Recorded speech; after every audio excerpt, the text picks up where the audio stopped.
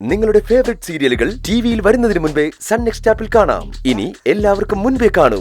ഇപ്പോൾ തന്നെ sun next app download ചെയ്ത് സബ്സ്ക്രൈബ് ചെയ്യൂ.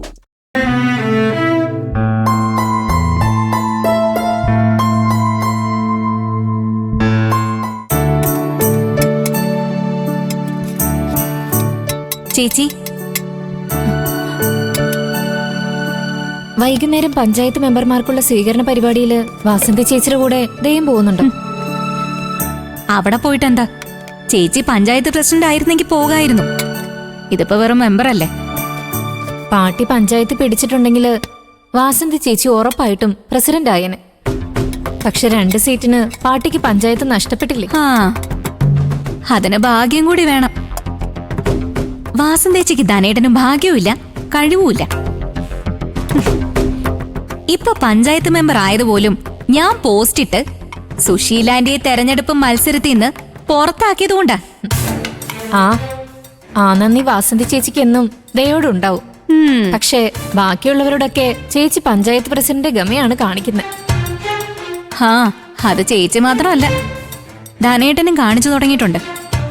പുള്ളിക്കാരന്റെ ഭാവം കണ്ടാലേ തെരഞ്ഞെടുപ്പിൽ ജയിച്ചത് പുള്ളിയാണെന്ന് തോന്നും. ദയ ആ ഫംഗ്ഷന് പോകുന്നില്ലെങ്കിൽ ഞാനും പോകുന്നില്ല. എനിക്കവരുടെ ജാട കാണാനൊന്നും വയ്യ. അച്ഛൻ പോകുന്നുണ്ടെങ്കിൽ അനുദേച്ച് ഉറപ്പായിട്ടും പോവേണ്ടി വരും. രണ്ടുപേരും അച്ഛനെ കൂടെ വരാൻ നിർബന്ധിക്കുന്നുണ്ടായിരുന്നു. അതെ, വയ്യാതിരിക്കുമ്പോ എവിടെയും പോകണ്ടെന്ന് ചേച്ചി അച്ഛനോട് പറ. നോക്കട്ടെ, ചായ കുടിക്ക. ആ ചേച്ചി, മോനെ ഉണരുമ്പോഴേക്കും അവനുള്ള പാലൊന്ന് കാച്ചേക്കണേ. ശരി.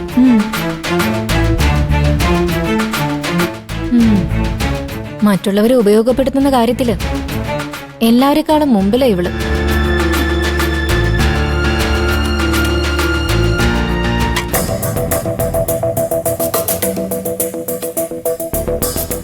സുശീലാനിയുടെ കാര്യത്തിലേ നിനക്ക് അങ്ങനെ എന്തെങ്കിലും താല്പര്യം ഉണ്ടെങ്കിലേ അവരെ ജയിലിൽ നിന്ന് ഇറക്കാൻ വേണ്ടി ഞാനും വാസന്തിയും തീർച്ചയായും ഇടപെട്ടിരിക്കും. പക്ഷെ നീ ദയം കൂട്ടി ഇന്നത്തെ ഫംഗ്ഷന് പങ്കെടുക്കണം.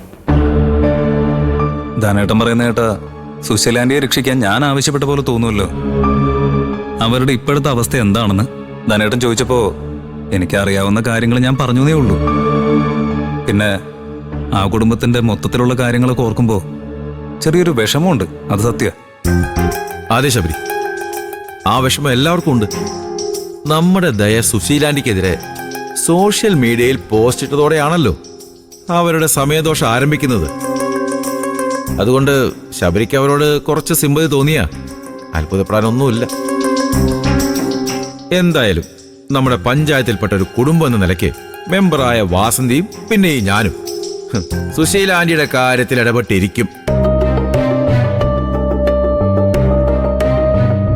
സുശീലാന്റിയെ ജയിലിൽ നിന്ന് ഇറക്കുന്ന കാര്യത്തിലാണോ ധനേട്ട? അല്ല, ഞാനേ ശബരിയായിട്ട് സംസാരിക്കാൻ വന്ന കാര്യം വാസന്തി പറഞ്ഞു കാണുമല്ലേ. താങ്ക്സ് ദേ. ഞാനേ ഒരു ചായ കുടിക്കാൻ മുട്ടി നിൽക്കുകയായിരുന്നു. ദാ ശബരേട്ട, ധനേട്ടൻ ഇവിടെ ഉണ്ടായിരുന്ന കാര്യം ഞാൻ അറിഞ്ഞില്ല. അല്ല, പിന്നെ ഇതിനതേ 2 കപ്പ് ചായ കൊണ്ടുവന്നേ? ഒന്ന് എനിക്ക് കുടിക്കാൻ കൊണ്ടുവന്നതാ. ആണോ? ഞാൻ വിചാരിച്ചു. സാരമില്ലതേ, നമ്മുടെ ധനേട്ടനല്ലേ. നമ്മുടെ ധനേട്ടനായതുകൊണ്ടാണോ സുശീലാന്റി സഹായിക്കാൻ പോകുന്നത്? ദേ ധനേട്ട, വാസന്തേച്ചിക്ക് തെരഞ്ഞെടുപ്പിൽ മത്സരിക്കാൻ വേണ്ടിയിട്ടാ ഞാൻ സുശീലാന്റിക്കെതിരെ സോഷ്യൽ മീഡിയയിൽ പോസ്റ്റ് ഇട്ടത്. എന്നിട്ടിപ്പോ വാസന്തേച്ചി മെമ്പറായി കഴിഞ്ഞപ്പോ നിങ്ങൾ എന്റെ ശത്രുവിനെ സഹായിക്കാൻ പോവാണോ? അയ്യോ ദേ, സുശീലാന്റി ദയക്ക് ഇപ്പോഴും ശത്രുവാണെങ്കിലേ ഒരു കാരണവശാലും അവരുടെ കാര്യത്തിൽ ഞാനും വാസന്തി ഇടപെടില്ല. ഞങ്ങൾക്ക് ദയ കഴിഞ്ഞല്ലേ മറ്റാരും ഉള്ളൂ. അല്ല, ഞാൻ പിന്നെ ശബരി ആ കുടുംബത്തിനോടൊരു അനുകൂല ഭാവം കാണിച്ചപ്പോ ആ കുടുംബമായിട്ട് എനിക്കെന്നും അടുപ്പം തന്നെയാണ് ധനേട്ട. അത് സുശീലാന്റിയോടുള്ള ഇഷ്ടം കൊണ്ടൊന്നുമല്ല, ഇന്ദ്രേട്ടനോടും സത്യനോടൊക്കെയുള്ള സ്നേഹം കൊണ്ട്. സോനയോടും എന്തിനാ വെറുതെ അവളെ വിട്ടുകളയുന്ന?